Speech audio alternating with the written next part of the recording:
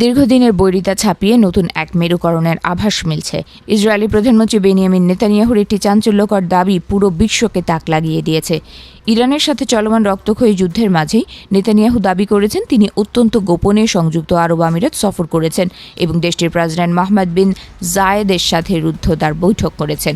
নেতানিয়াহুর কার্যালয় থেকে এই সফরকে একটি ঐতিহাসিক সাফল্য হিসেবে বর্ণনা করা হলেও ঘটনার মোড় ঘুরে যায় এর কয়েক ঘণ্টা পরেই।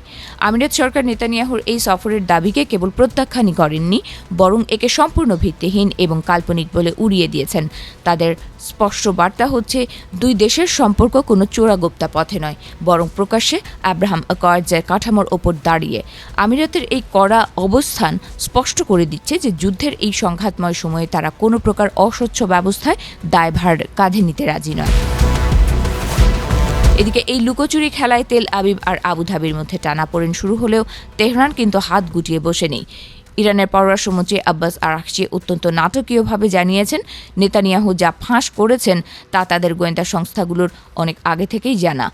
তেহরানের ভাষায় ইসরায়েলের সাথে আরব দেশগুলোর এমন মাখামাখি আসলে ক্ষমার অযোগ্য অপরাধ এবং এই আঁতাতের জন্য প্রতিটি পক্ষকে কঠিন জবাবদিহিতার মুখোমুখি হতে হবে। ইরানের এই হুঁশিয়ারি যুদ্ধের ময়দানে নতুন করে উত্তাপ ছড়িয়েছে।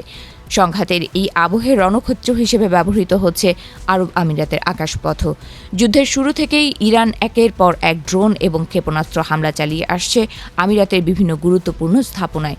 তবে রক্ষা কবচ হিসেবে সেখানে কাজ করছে ইসরায়েলের অত্যাধুনিক আয়রন ডোম প্রযুক্তি। যুক্তরাষ্ট্রের রাষ্ট্রদূত মাইক হাকাবি নিশ্চিত করেছেন যে আমিরাতকে লক্ষ্য করতে ইসরায়েল তাদের নিজস্ব আকাশ প্রতিরক্ষা ব্যবস্থা সেখানে মোতায়েন করেছে।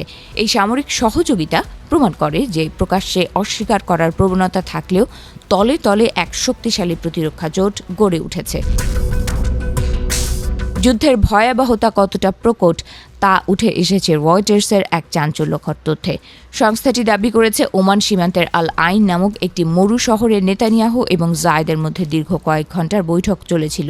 সেই গোপন বৈঠক থেকেই হয়তো ইরানের ওপর পাল্টা হামলার নীল নকশা তৈরি হয়েছিল। সম্প্রতি ওয়াল স্ট্রিট জার্নালও ইঙ্গিত দিয়েছে, সংযুক্ত আরব আমিরাত এরই মধ্যে ইরানের লাভান দ্বীপের তেল শোধনাগারে হামলা চালিয়েছে। যদিও আমিরাত সরকার এখনও পর্যন্ত এই সামরিক অভিযানের কথা জনসমক্ষে স্বীকার করেনি। বর্তমান পরিস্থিতি আরও জটিল করে তুলেছে হরমুজ প্রণালীর অচলাবস্থা। বিশ্বের জ্বালানি তেলের 1/5 এই পথ দিয়ে পরিবাহিত হয়, যা ইরান এখন অবরোধ করে রেখেছে। এর ফলে বিশ্ববাজারে তেলের দাম হু হু করে বাড়ছে এবং সাধারণ মানুষের জীবনযাত্রা স্থবির হওয়ার উপক্রম হয়েছে। যুক্তরাষ্ট্র ইরানের ওপর চাপ সৃষ্টির জন্য দেশটির বন্দরগুলোতে অবরোধ আরোপ করলেও তেহরান নতি স্বীকার করার কোনো লক্ষণ দেখাচ্ছে না। উল্টো তারা যুদ্ধের অবসান এবং প্রণালী খুলে দেওয়ার বিনিময়ে এমন কিছু শর্ত জুড়ে দিয়েছে যা ওয়াশিংটনের কাছে একেবারেই অগ্রহণযোগ্য।